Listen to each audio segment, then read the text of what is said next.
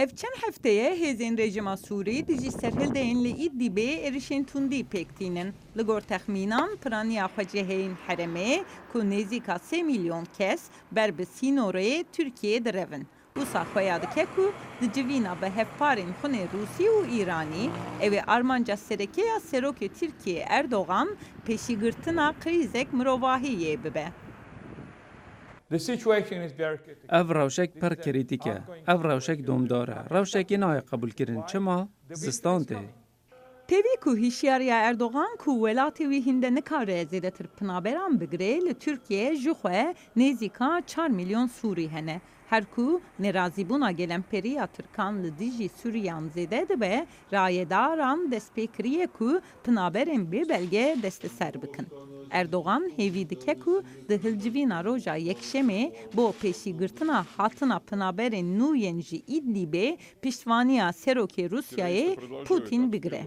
Tevî piştgirtina aliyên dijber ya di şerê Sûrî de serokên Rûsî û Tirkiyeyê li ser keşeya Sûriyê di rayek firehtir ya nêzîkbûnê de hevkariyê dikin. Astana Summit in Ankara. Kombûna Astana ya li Ankara wê bi tenê tiştên li Idlibê dibin derengxîne. Encama goy Idlibê de beşeke ji dewleta Sûriye û Beşar el-Esed. Rast e artêşa Sûriye nexwedî wê hêzê got karibe artêşa Tirkiye ji Sûriye derxîne. Lê Rûsya piştgiriya Sûriye dike. Dawiya lêstikê nêzik bûye. Hemû lîstekvan di nava wan de Rûsya û Amerîka jî niha dixwazin gaveke pêş bavêjin got destûreke nû ji Sûriye re bênivîsandin. Türkiye hebûna xwe ya leşkerî ya li Îdlibê xurtir dike. Ev jî ihtimala şerekî di navbera hêzên Tirk û Sûrî de bixure etîne.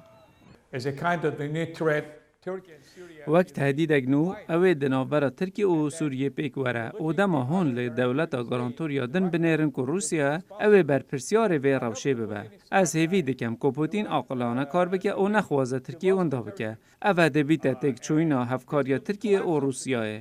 Şopdarên hilcivînên Astanayê dibêjin ku pêvajoya Astanayê li Sûriyê pir hindik encam daye. Lê tevî ku bi krîzek mirovahî û evlehiyê ya li Îdlibê encamên bê tevgerandina hilcivîna yekşemiyê dibe ku girîng be.